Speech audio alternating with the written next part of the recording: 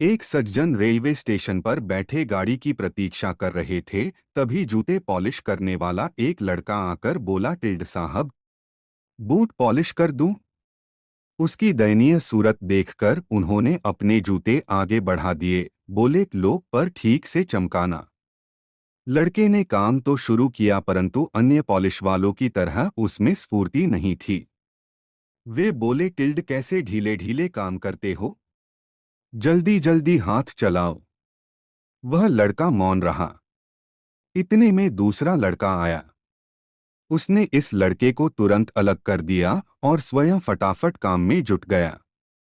पहले वाला गूंगे की तरह एक ओर खड़ा रहा। दूसरे ने जूते चमका दिए। पैसे किसे देने हैं, इस पर विचार करते हुए उन्होंने जेब में हाथ डाला। उन्हें लगा कि अब इन दोनों में पैसों के लिए झगड़ा या मारपीट होगी। फिर उन्होंने सोचा, जिसने काम किया उसे ही दाम मिलना चाहिए, इसलिए उन्होंने बाद में आने वाले लड़के को पैसे दे दिए। उसने पैसे ले तो लिए, परंतु पहले वाले लड़के की हथेली पर रख दिए। प्रेम से उसकी पीठ थपथपाई और चल दिया। वह आदमी विस्मित नेत्रों से देखता रहा। उसने लड़के को तुरंत वापस बुलाया और पूछा, टिल्ड, यह क्या चक्कर है?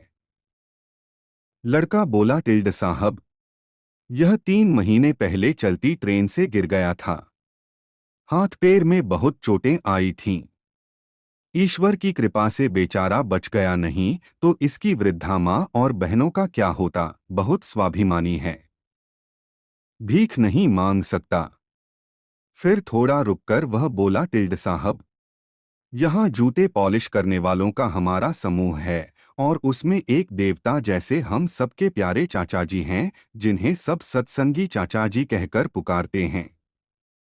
वे सत्संग में जाते हैं और हमें भी सत्संग की बातें बताते रहते हैं। उन्होंने ही ये सुझाव रखा कि साथियों, अब यह पहले की तरह स्फूर्ति से काम नहीं कर सकता तो क्या हुआ? ईश्वर ने हम सबको अपने साथी के प्रति सक्रिय हित, त्याग भावना, स्नेह, सहानुभूति और एकत्व का भाव प्रकट करने का एक अवसर दिया है। जैसे पीठ, पेट, चेहरा, हाथ, पैर भिन्न भिन्न दिखते हुए भी हैं एक ही शरीर के अंग, ऐसे ही हम सभी शरीर से भिन्न भिन्न दिखाई देते हुए भी हैं एक ही आत्मा। हम सब एक हैं।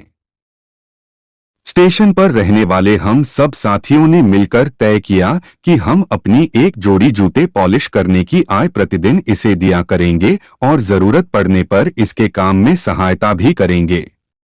जूते पॉलिश करने वालों के दल में आपसी प्रेम, सहयोग, एकता तथा मानवता की ऐसी ऊंचाई देखकर वे सज्जन चकित रह गए और खुशी से उसकी पीठ थपथपाई और सोचने लगे, शायद इंसानियत अभी तक जिंदा है।